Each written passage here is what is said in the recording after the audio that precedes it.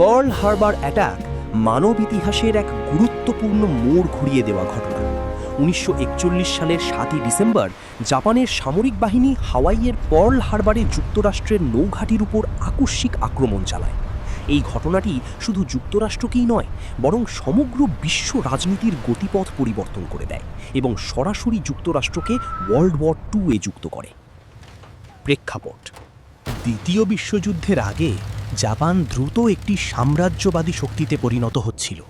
তারা এশিয়ার বিভিন্ন অঞ্চলে তাদের প্রভাব বিস্তার করছিল, বিশেষ করে চীন এবং দক্ষিণ পূর্ব এশিয়ায়।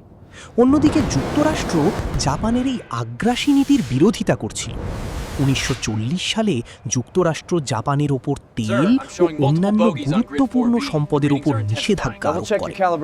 এই নিষেধাজ্ঞা জাপানের অর্থনীতি ও সামরিক শক্তিকে দুর্বল করে তোলে। জাপান বুঝতে পারে, যদি তারা যুক্তরাষ্ট্রের সাথে সরাসরি সংঘর্ষে না যায়, তবে তাদের সাম্রাজ্য বিস্তার অসম্ভব হয়ে পড়বে। তাই তারা একটি কৌশলগত সিদ্ধান্ত নেয়: যুক্তরাষ্ট্রের প্রশান্ত মহাসাগরীয় নৌবহরকে ধ্বংস করে দেওয়া, যাতে তারা সহজে দক্ষিণ পূর্ব এশিয়ায় তাদের আধিপত্য বিস্তার করতে পারে। আক্রমণের পরিকল্পনা: জাপানের নৌবাহিনীর অ্যাডমিরাল ইসোরোকু ইয়ামামোতো এই আক্রমণের মূল পরিকল্পনাকারী ছিলেন। তিনি জানতেন যুক্তরাষ্ট্র একটি শক্তিশালী দেশ এবং দীর্ঘমেয়াদে তাদের বিরুদ্ধে যুদ্ধ করা কঠিন হবে। তাই তিনি একটি দ্রুত এবং চমকপ্রদ আক্রমণের মাধ্যমে যুক্তরাষ্ট্রকে সাময়িকভাবে দুর্বল করে দেওয়ার পরিকল্পনা করেন।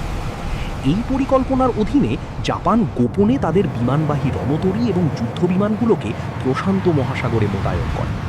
আক্রমণের দিন নির্ধারণ করা হয় 7 ডিসেম্বর, রবিবার, কারণ এই দিনে বেশিরভাগ সৈন্য বিশ্রামে থাকে এবং আক্রমণের সম্ভাবনা কম থাকে। আক্রমণের দিন: 1941 সালের 7 ডিসেম্বর ভোরবেলা জাপানি বাহিনী পার্ল হারবারে আক্রমণ শুরু করে। মোট 350টিরও বেশি যুদ্ধবিমান এই আক্রমণে অংশ নেয়। তারা 2টি ধাপে আক্রমণ চালায়। প্রথম ধাপে জাপানি বিমানগুলো আমেরিকার যুদ্ধজাহাজ, বিমান ঘাঁটি এবং অন্যান্য সামরিক স্থাপনাগুলোকে লক্ষ্য করে বোমা বর্ষণ করে। দ্বিতীয় ধাপে তারা আরও ধ্বংসাত্মক হামলা চালিয়ে বাকি অবকাঠামো ধ্বংস করে।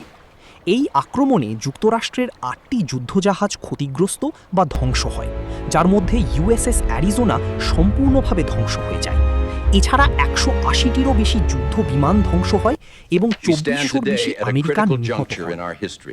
যুক্তরাষ্ট্রের প্রতিক্রিয়া: এই আকস্মিক আক্রমণ যুক্তরাষ্ট্রকে হতবাক করে দেয়। পরের দিন 8 ডিসেম্বর 1941 সালে যুক্তরাষ্ট্রের প্রেসিডেন্ট ফ্র্যাঙ্কলিন ডি রুজভেল্ট কংগ্রেসে একটি ঐতিহাসিক ভাষণ দেন, যেখানে তিনি এই দিনটিকে a date which will live in infamy বলে উল্লেখ করেন। এরপর যুক্তরাষ্ট্র আনুষ্ঠানিকভাবে জাপানের বিরুদ্ধে যুদ্ধ ঘোষণা করে। খুব শীঘ্রই জার্মানি এবং ইতালিও যুক্তরাষ্ট্রের বিরুদ্ধে যুদ্ধ ঘোষণা করে, ফলে যুক্তরাষ্ট্র সম্পূর্ণভাবে দ্বিতীয় বিশ্বযুদ্ধে জড়িয়ে পড়ে। ক্ষয়ক্ষতি ও প্রভাব: পার্ল হারবার আক্রমণের ফলে যুক্তরাষ্ট্রের সামরিক শক্তি সাময়িকভাবে দুর্বল হয়ে পড়ে।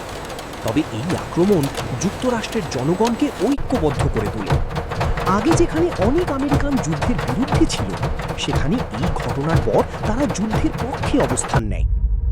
এই আক্রমণ জাপানের জন্য প্রথম দিকে সফল মনে হলেও দীর্ঘমেয়াদে এটি একটি বড় ভুল প্রমাণিত হয়, কারণ এটি যুক্তরাষ্ট্রকে যুদ্ধে টেনে আনে, যা শেষ পর্যন্ত জাপানের পরাজয়ের কারণ হয়।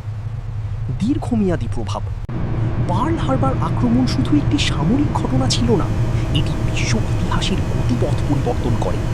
এর ফলে যুক্তরাষ্ট্র একটি বিশ্ব শক্তি হিসাবে আরও শক্তিশালী হয়ে ওঠে। যুদ্ধের শেষে যুক্তরাষ্ট্র জাপানের উপর পারমাণবিক বোমা নিক্ষেপ করে, হিরোশিমা বম্বিং এবং নাগাসাকি বম্বিং, যা জাপানকে আত্মসমর্পণে বাধ্য করে। উপসংহার: পার্ল হারবার আক্রমণ ছিল একটি সুপরিকল্পিত কিন্তু ঝুঁকিপূর্ণ সামরিক অভিযান, যা অল্প সময়ের জন্য জাপানকে সুবিধা দিলেও শেষ পর্যন্ত তাদের পরাজয়ের পথ তৈরি করে। এই ঘটনা আমাদের শেখায় যে আকস্মিক আক্রমণ কখনো কখনো বড় ধরনের প্রতিক্রিয়া সৃষ্টি করতে পারে, যা দীর্ঘমেয়াদে বিপর্যয় ডেকে আনে। আজও পার্ল হারবার একটি স্মৃতিচিহ্ন হিসেবে দাঁড়িয়ে আছে, যেখানে হাজারো মানুষের আত্মত্যাগের গল্প লুকিয়ে আছে। এটি শুধু একটি ইতিহাস নয়, বরং একটি শিক্ষা, শান্তি